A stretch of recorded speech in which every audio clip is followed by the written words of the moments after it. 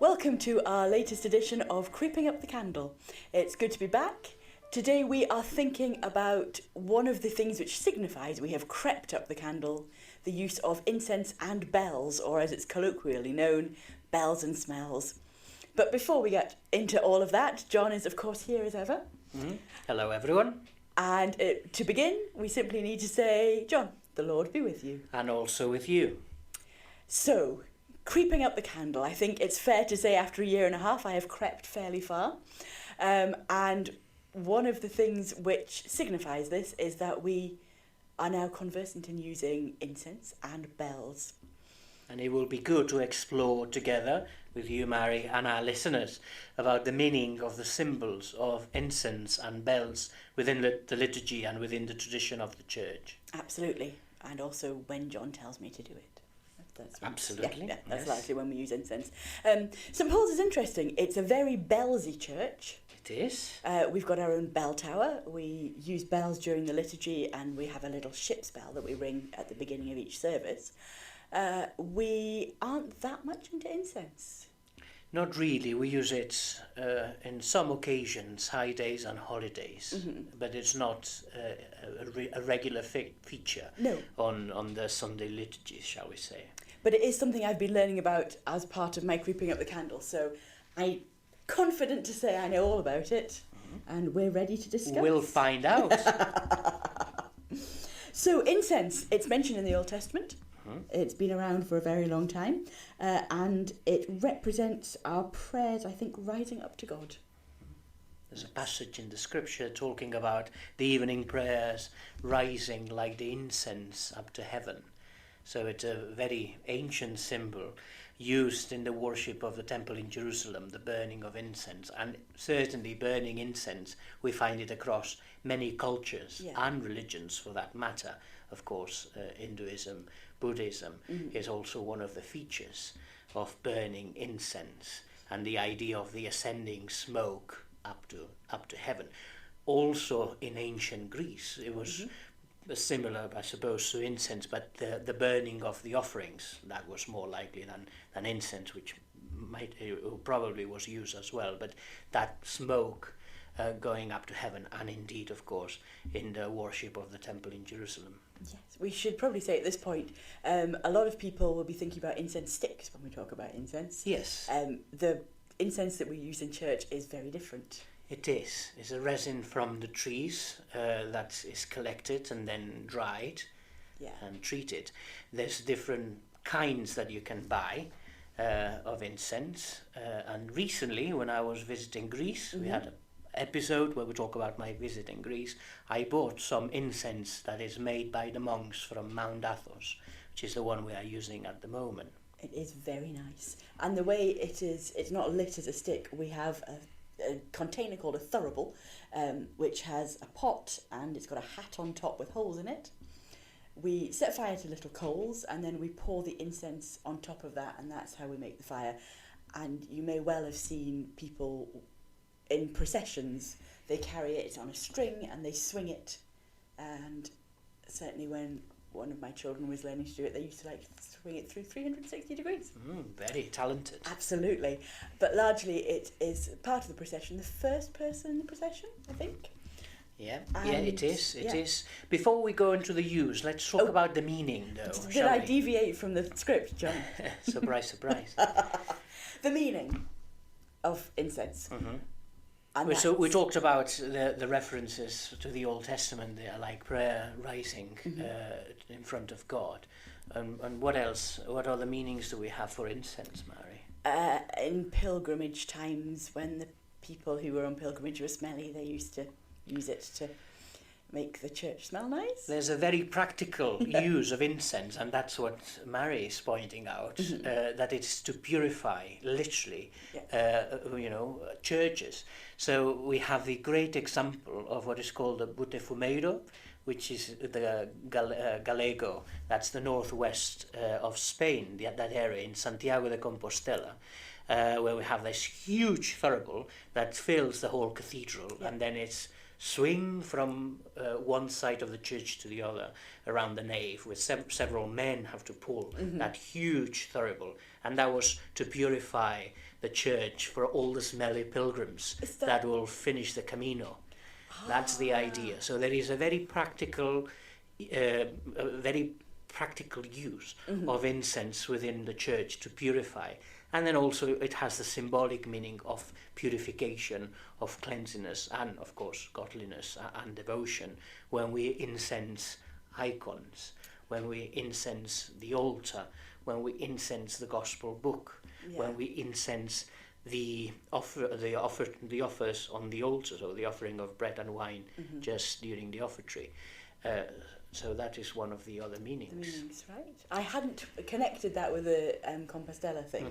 I just thought they had a big showy off one because they were a very big holy church. It's great, you can find videos of it on YouTube. It's literally fills up the entire nave, and if anyone were to get in the way, they would probably be killed. Oh, yeah, I mean, genuinely, it's huge, isn't it? It is huge, yes. Ours are more of a smaller handheld version. Yes. I mean, possibly still, maybe not using for... No, being silly here.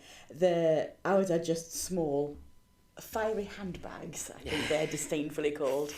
So that's why we use it and how we use it. We swing it, basically. It comes in the procession, and you can either swing it once, twice or three times depending on what it is that you are sensing. So very holy things, you swing it three times. So that's Eucharist. Yes. Fairly holy things you do twice, like the Gospel. The Gospel, and when you sense towards the congregation. Yes, they're very holy. And I can't remember which one you do only once. Or is there not an only once? No, I don't think there will be an only once. Okay, so it's either fairly holy twice or very holy three times.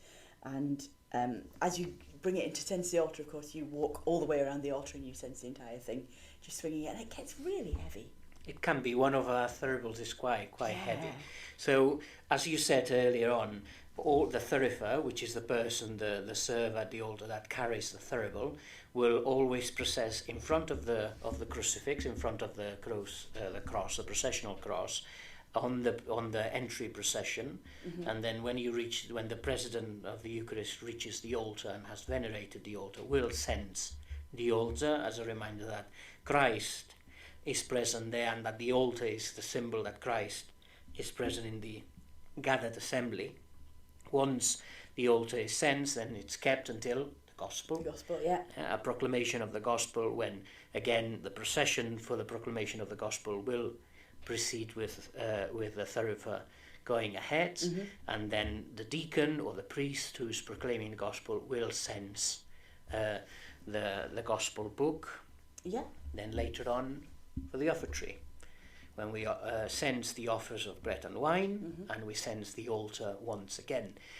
If it is west facing, that is an altar that is facing the congregation, you go around. If it's an east facing altar, then of course you will go you will go on one side and the other side.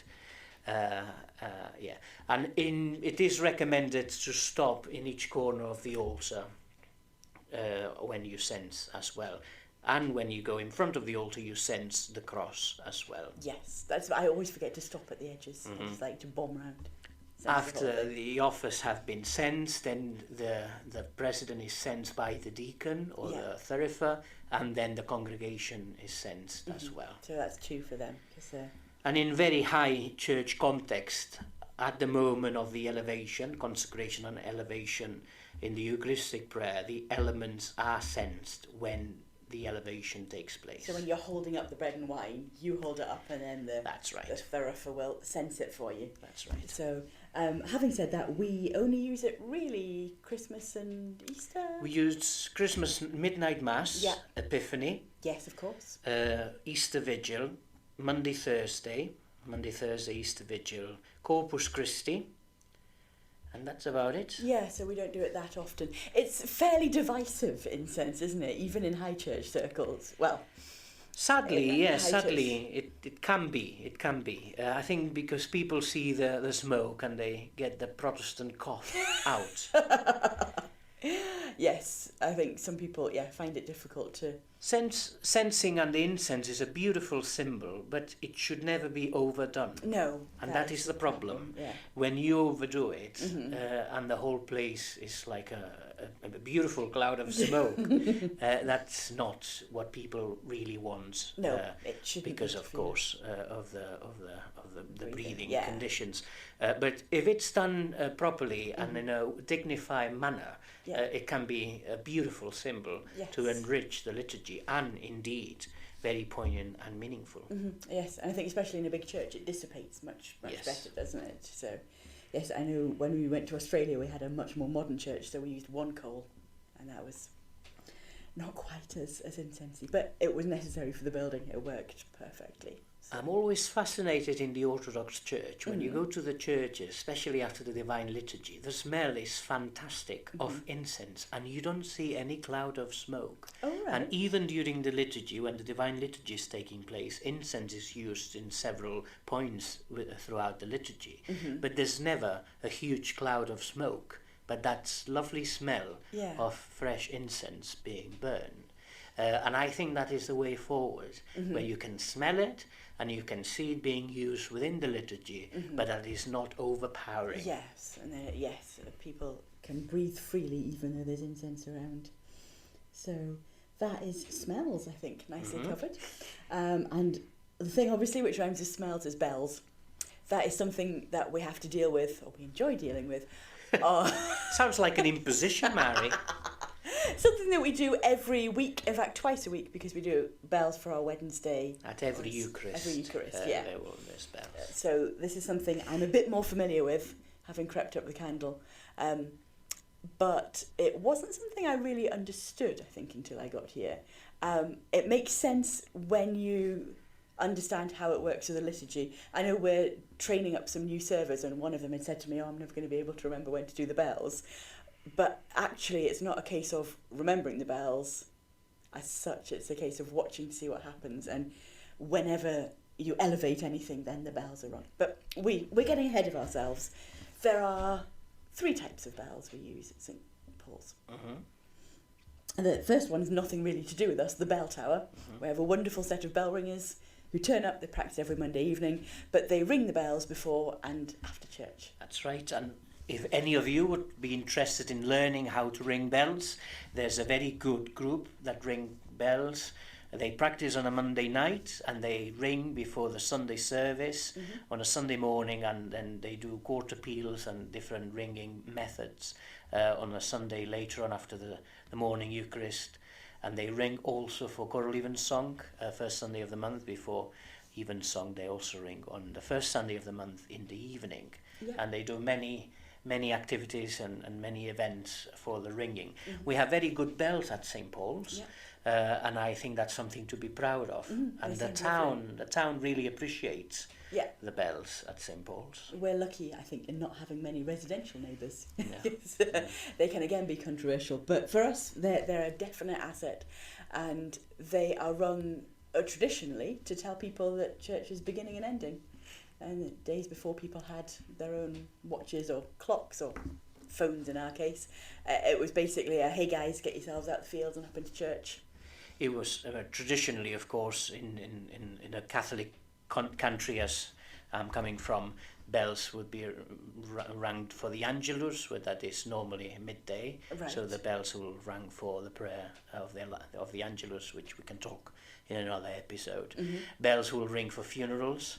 In my little village where I come from, we would know somebody has died because the bells will ring. And they have a very distinct way of ringing when they ring for a funeral. There's a different setting, so you knew. And if you pay close attention, you knew whether it was a man or a woman, depending on the number of bells that they will ring at the time. So in a small village, you could always guess who died. Bells were rung for baptisms and weddings, so it was very much... I think bells have, yes, an element of calling to worship, but at the same time they have also a celebration of a life, in the case of a funeral or an event as baptism or marriage. We also ring bells at St. Paul's for weddings. Yes. So they have a joyful and celebration aspect to ringing bells as well. it is wonderful when you've done a wedding and they walk out and the bells are ringing. Yeah, confetti's flying. It's fantastic. It's very traditional. So those are wonderful and they just happen. We don't need to worry about them. I'm sure the bell ringers do, but in terms of if you're creeping up the candle as a curate, the bells happen. That's wonderful.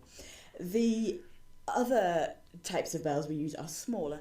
We have one that we ring at the beginning as we're about to enter the church, just to alert the church congregation to the fact we're coming in, and they stand up and are ready for... Instead of saying, please stand up, they hear the bell and they know the procession is about to begin. Yes, and we have a ship's bell, which is not theologically important, but... I think any static bell would do. Yeah, it's something to do with us being linked to the sea, isn't it? Well, in Berwick, where I did my curacy, the bell that they had to signal the beginning of the service said Titanic, 1912. Was it actually from a Titanic? I don't think so, no. It might have been a commemorative. Oh, yeah, that would make sense. Bell. Yeah. So basically, last thing you do as you leave the vestry before the service starts is you ring the bell just once. Just once, I ring it. I do it 3 times. Do you? Yes, Okay, but I I should don't pay think that's attention. necessary. Right. I might try experimenting with that. Yes, so the bell is rung. And then the final one, the one which is potentially trickier, is we have a circle of bells, which is rung by one of the servers at various points during the liturgy. So it's a golden circle, and it's got 4 bells on. 4 or 5, yeah. And you kind of shake the circle once, but it enables all the bells to ring at once, so you get a beautiful jangly sound. And that is at the moment of consecration. That's right. And what's the meaning for that? Do you remember? The bread's been consecrated? Yes, well, yeah. The bells in the past, again, had a very practical function. So when the server would ring the first lot of bells, that meant that the consecration was taking place. Now, we need to remember that before the liturgical Reformation, especially in the Roman Catholic context, before the liturgical reform in the 1960s with the Second Vatican Council, the liturgy in the Roman Church was all in Latin. Yeah. And the participation of the people was minimal, to say non-existent. So the congregation would be either praying the rosary or doing their devotions. So when the bell rang, the rosary or the devotion stopped. Right. And everyone looked at the high altar for the consecration. So that was the moment, very practical reasons to know when the consecration was taking place.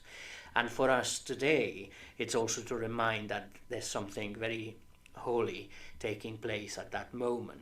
So we ring the bell at the moment of the elevation. So when the bread and the wine, body and blood of Christ, are being consecrated and it's elevated, and that's the moment of the bell's rang.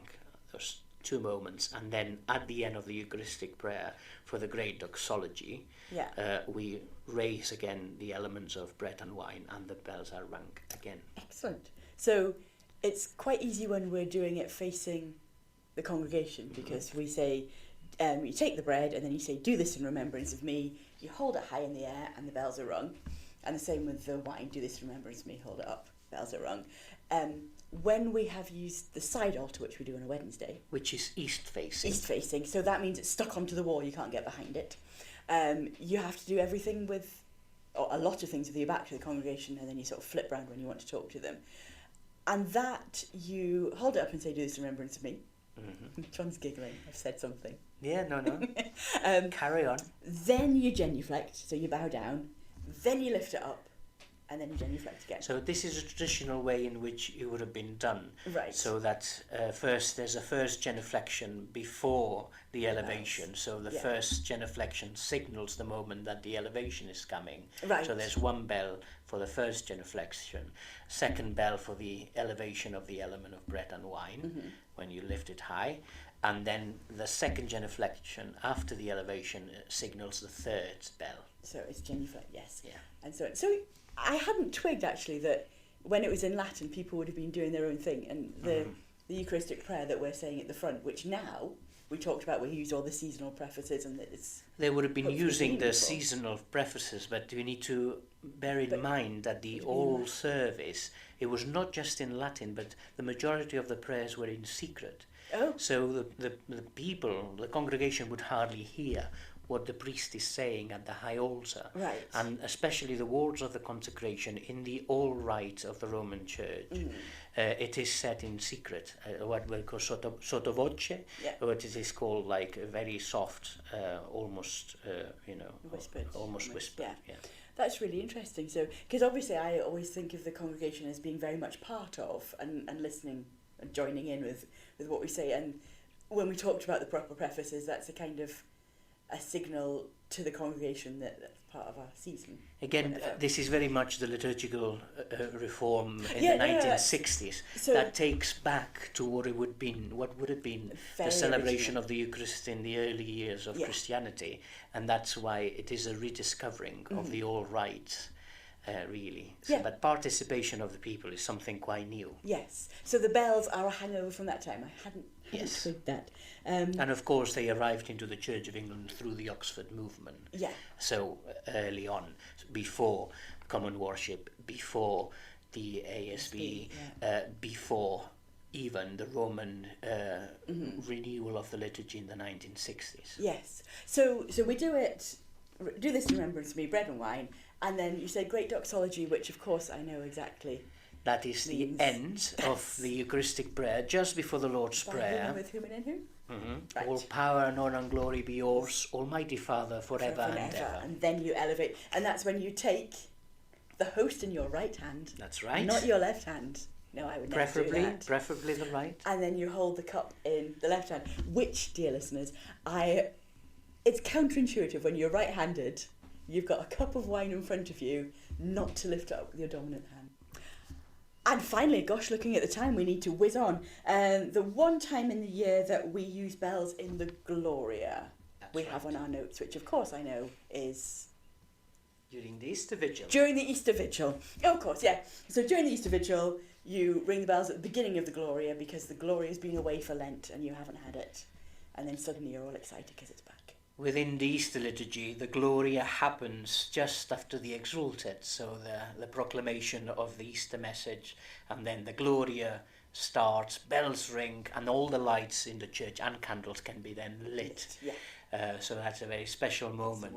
And back in my parish church in Spain, we used to have something called carillon, which was a wheel with bells attached to the wheel, and it was attached to a wall, and with a little rope you could ring that wheel, and the wheel will go round, and all the bells made that lovely sweet sound, and we used to ring it for the Gloria at the beginning of the Gloria on Christmas Day and Easter. And that's it. Otherwise, it just sat on the wall and was... Yes. Oh, wow. Yes. That's a really special thing to have. Right. I am afraid that John has talked far too much, as usual. I'm afraid so. I do apologise. It is always you. Obviously. You haven't said a word. No.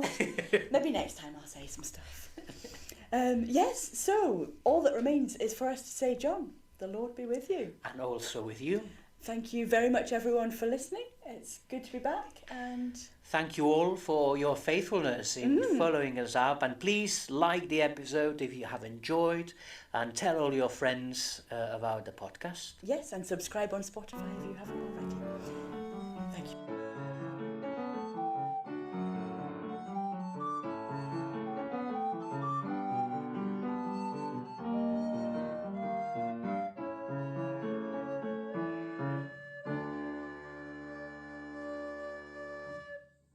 Thank you for listening to this episode of Creeping Up the Candle.